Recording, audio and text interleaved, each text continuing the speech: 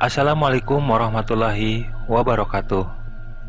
Kembali lagi bersama saya sahabat di channel Dangyang Cipta Rasa yang akan membawakan kisah nyata misteri di malam Jumat ini. Kisah nyata misteri kali ini dialami oleh salah satu sahabat saya. Sebut saja namanya Haris, nama samaran. Waktu itu dia gelap mata karena sedang mengalami kesulitan ekonomi, sehingga dia mencoba melakukan sebuah ritual aneh untuk mendapatkan kekayaan secara instan. Yuk kita ikuti kisah selengkapnya.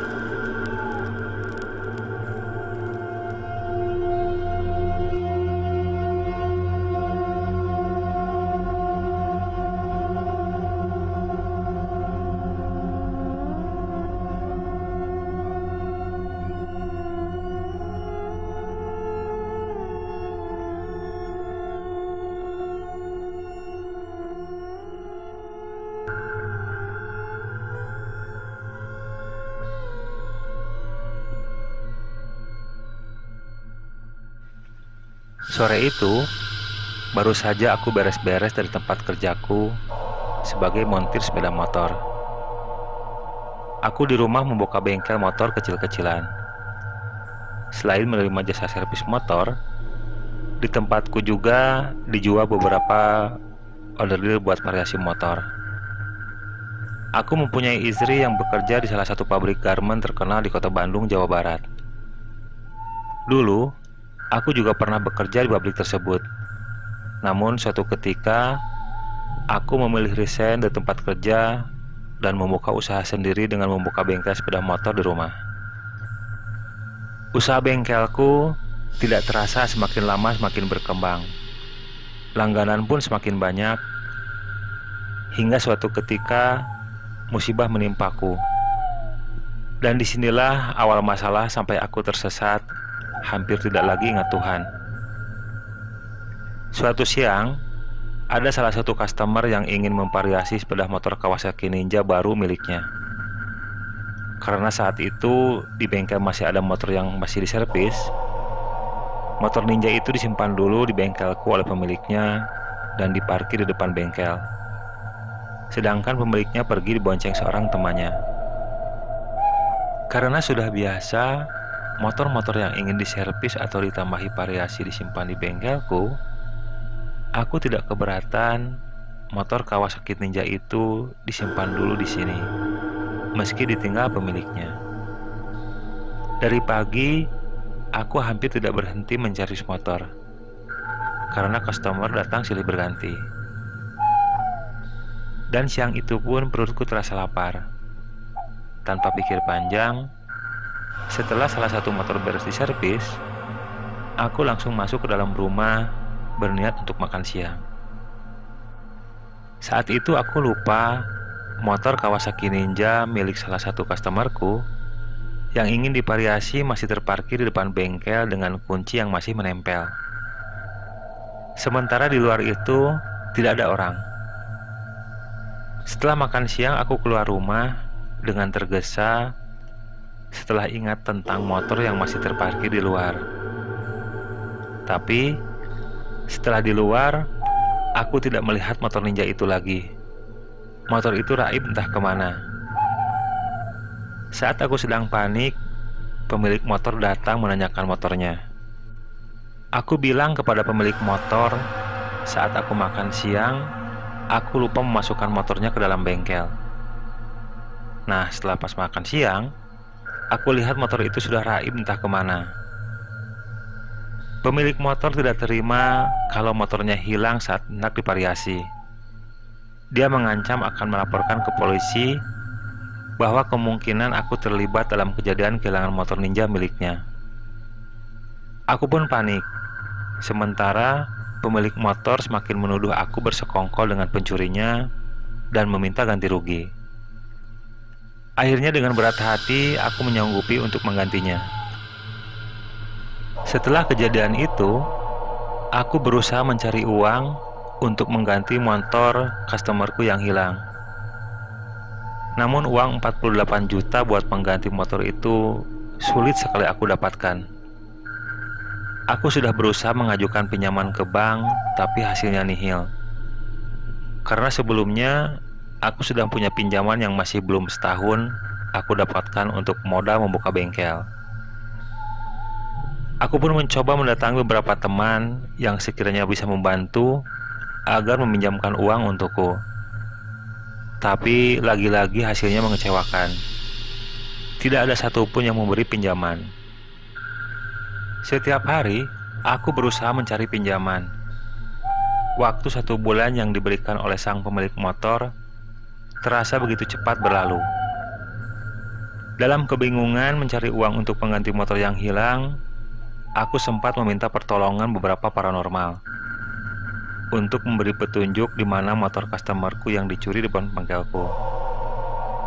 Tapi jawaban mereka semua sama. Motor itu telah dibawa jauh, sulit mendeteksi keberadaannya. Akhirnya, aku fokus kembali mencari uang untuk menggantinya. Dan saat aku bertamu kepada salah satu paranormal, aku malah diarahkan untuk mendatangi sebuah tempat di daerah Cianjur. Konon di tempat itu ada sosok gaib yang bisa mendatangkan kekayaan secara instan buat orang yang sanggup menahan semua ujian yang diberikan sosok gaib tersebut. Aku termenung mendengarkan perkataan paranormal itu. Dalam pikiranku, terjadi pergulatan antara aku harus mendatangi tempat itu atau terus berikhtiar dan berdoa semoga secepatnya mendapatkan uang pengganti. Aku pamit dari sana dan sebelum pulang, aku sempat diberi alamat sang juru kunci tempat pesugihan itu.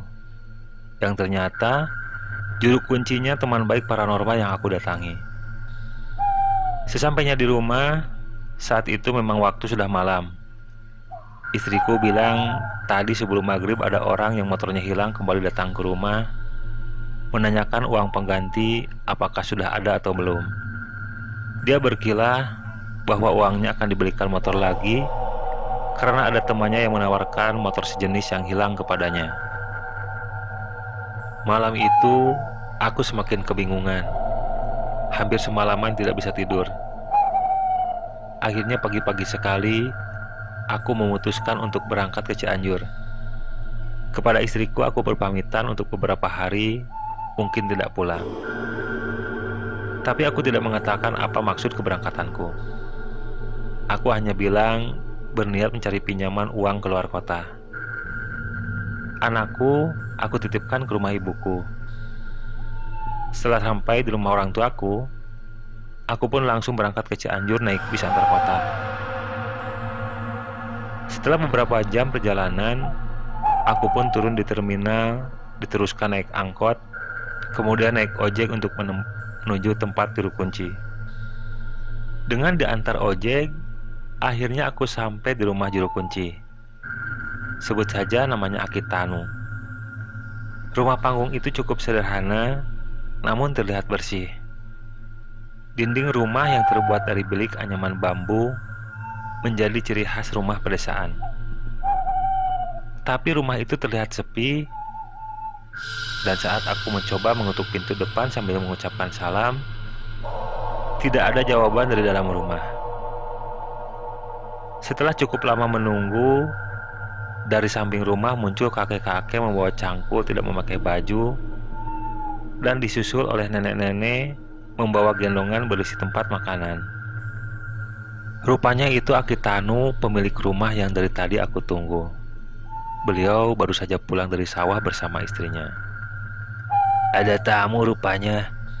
Udah dari tadi ya? Tanyanya kepadaku. Iya Ki, sudah 1 jam saya di sini menunggu Aki. Jawabku kepadanya. Maaf, Aki tidak tahu kalau mau kedatangan tamu dari jauh. Tadi Aki ke sawah dulu dari pagi bersama Nini.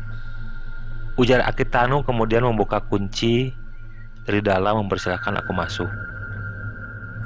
Setelah Akitanu mandi dan ganti baju, barulah beliau menemuiku lagi di ruang depan. Sebenarnya ada keperluan apa kamu datang ke gubuk saya, nak? Ujar Akitanu sambil melinting tembakau yang ada di tangannya. Aku lalu menceritakan maksud tujuanku menemui Akitanu. Beliau menyimak dengan sesekali manggut-manggut. Setelah aku cerita, Akitano bertanya kepadaku. "Kamu siap dengan segala risikonya?" Ujarnya menatap kepadaku. "Aku siap, Ki. Keadaan membuatku harus siap dengan segala risiko," jawabku kepadanya. Menurut Akitano, di sana ada 3 tempat dengan karakter yang berbeda. Pertama, nikah dengan mereka. Yang kedua, menggunakan tumbal. Dan yang ketiga, tidak makan dan tidak minum selama di tempat tersebut sambil menunggu kehadiran penunggu gaib di sana. Dan aku pun memilih yang ketiga, karena aku pikir aku tidak mau mengorbankan orang lain. Selepas asar, aku diantar Akitano ke sebuah tempat di tengah hutan. Aku menuju saung kecil di pinggir sungai dekat pohon bambu. Setelah sampai di sana, kami duduk di dalam saung. Lalu Akitano mengeluarkan kemenyan dari dalam sakunya, kemudian dia membakarnya. Mulutnya komat-kamit seperti membaca suatu mantra untuk memanggil penghuni gaib di sana. 10 menit kemudian, dia menyerahkan sisa menyan di tangannya kepadaku sambil berkata, "Kamu bakar kemenyan ini setelah jam 7 malam ya. Ingat, jangan membaca atau berkata apapun bila ada yang datang kepadamu. Kamu jangan bertanya tapi jawab saja bila dia bertanya. Apa yang kamu perlukan, sampaikan kepadanya." Ujar Akitano kemudian pergi meninggalkanku sendirian di tempat sepi dan menyeramkan itu. Malam hari pun tiba.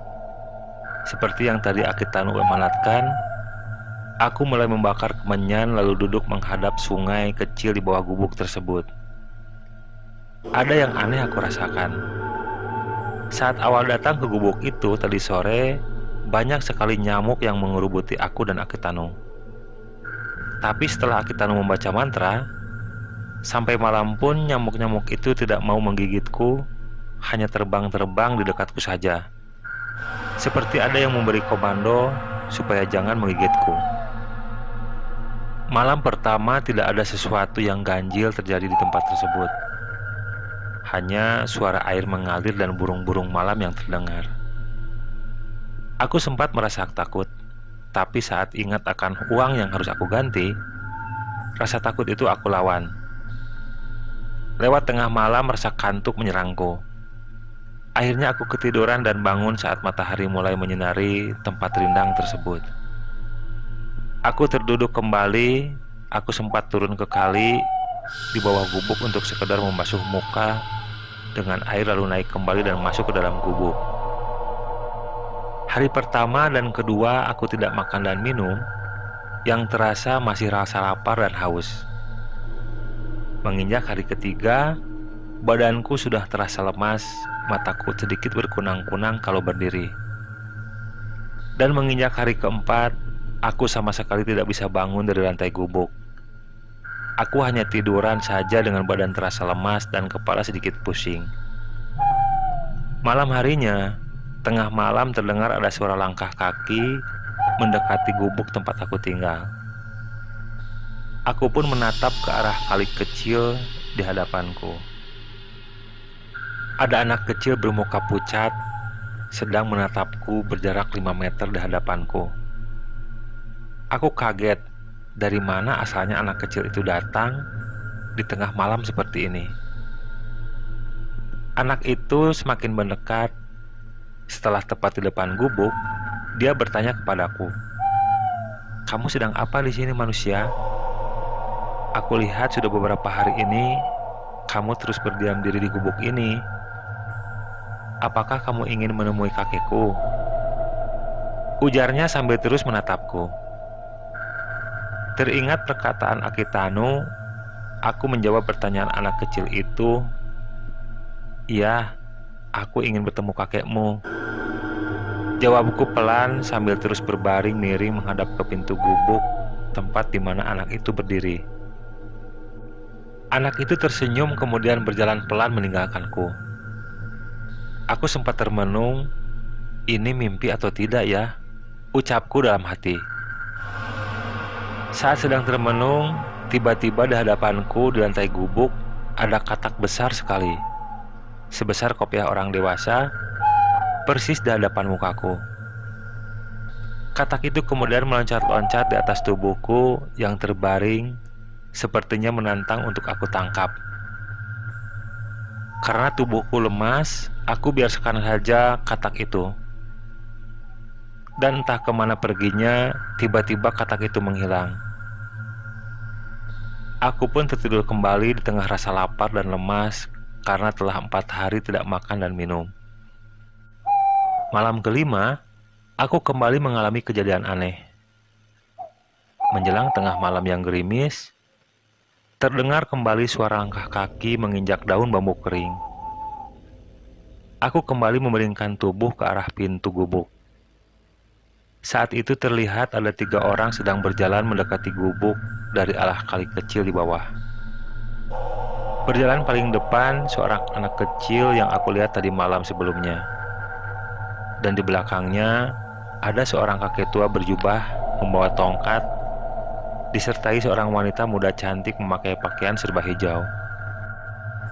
Anak kecil bermuka pucat itu menenteng sebuah karung seukuran karung beras 25 kilo. Begitu pula dengan kakek berjubah. Tangan yang satunya memegang tongkat, satunya lagi membawa karung dengan ukuran yang sama. Setelah tepat di depan gubuk, kakek itu berkata, "Hei manusia, aku membawa apa yang kamu butuhkan. Tapi setelah itu, pulanglah, pergi dari sini. Kalau kamu tidak langsung pulang, aku akan membawamu ke alamku." Ujarnya sambil melempar karung di tangannya. Karung itu terbuka talinya dan sebagian isinya jatuh berserakan. Mataku terbelalak melihat isi dari karung tersebut, yang ternyata uang gepokan 100 ribuan komplit dengan cap banknya. Yang lebih membuat aku kaget, di karung itu tertulis namaku dan alamat rumahku. Begitupun dengan karung yang dibawa anak kecil bermuka pucat. Sama ada tulisan namaku dan alamat rumahku. Mendengar perkataan kakek berjubah itu, aku berniat hendak mengambil uang dalam karung dan yang berserakan di tanah. Tapi jangankan untuk berjalan dan mengambil uang itu, untuk berdiri pun, badanku tidak sanggup. Kakiku lemas, tidak bertenaga. Akhirnya aku berkata kepada kakek itu, "Bila memang uang itu untukku, antarkan ke rumahku. Saat ini aku lemah, tidak bisa berbuat apa-apa," ujarku kepada kakek berjubah. Si kakek tertawa mengerikan seakan-akan senang sekali dengan keadaanku saat itu. Sejenak kemudian dia terdiam, menatap tajam ke arahku, kemudian mendekati karung itu, lalu dia berkata, "Manusia bodoh, aku sudah jauh-jauh membawa uang ini untukmu. Kau malah menyuruhku mengantarkannya ke rumahmu. Tapi baiklah, uang ini aku akan antarkan ke rumahmu." Setelah berkata begitu, kakek dan anak kecil bermuka pucat mengambil kembali uang yang berada dalam karung-karung tersebut, lalu pergi meninggalkan aku yang tergolek lemas. Keesokan harinya, saat terbangun, aku sudah berada di rumah Akitanu. Rupanya tadi malam aku pingsan, dan Akitanu bersama seorang muridnya membawaku pulang ke rumah meninggalkan gubuk pesugihan tersebut. Untuk memulihkan kondisiku, aku dikasih makan bubur oleh istri Akitanu. Alhamdulillah malam harinya kondisiku mulai membaik, dan Akitanu mulai bertanya apa yang aku alami selama 5 hari tanpa makan dan minum di gubuk tengah hutan itu. Aku menceritakan semua yang aku rasakan dan alami selama di sana. Akitanu tersenyum kemudian berkata, "Kalau katak besar yang mendatangi kamu tangkap, biasanya akan berubah menjadi perhiasan. Dan kamu salah lagi. Kenapa menyuruh penunggu gaib di sana mengantarkan uang itu ke rumahmu? Padahal biarkan saja tergeletak di depan gubuk menunggu saya datang," ujarnya sambil menggeleng-gelengkan kepalanya seperti menyayangkan tindakanku. Tapi sudahlah, setelah kesehatanmu pulih, kamu pulang saja. Mudah-mudahan kakek itu benar-benar mengirimkan uangnya kepadamu. Ucap Akitano menutup pembicaraan. Besok sorenya aku pulang, dan sesampainya di rumah, istriku kaget dengan keadaanku yang seperti habis sakit. Tapi dia tidak banyak bicara. Semenjak pulang dari rumah jeruk kunci, aku lebih banyak diam. Setiap malam, kerjaku hanya nongkrong di depan rumah, kadang sampai dini hari. Aku menunggu kakek itu datang. Tapi hari berganti hari, kakek tua dan anak kecil muka pucat itu tidak kunjung datang. Aku akhirnya seperti orang stres, sering melamun dan menyendiri, berharap jin berwujud kakek tua yang membawa uang 2 karung itu datang mengantarkannya ke rumahku. Uang buat pengganti motor yang hilang akhirnya dibayar oleh orang tuaku. Tapi kondisiku semakin parah. Sudah hampir beneran stres. Akhirnya orang tuaku membawaku berobat. Aku diruqyah, aku ditenangkan, dan menginap beberapa minggu di rumah saudaraku. Perlahan aku sembuh dan mulai menata hidupku kembali. Yang sampai saat ini teringat olehku, kenapa di karung itu bisa tertulis nama dan alamat lengkap rumahku. Wallahu alam.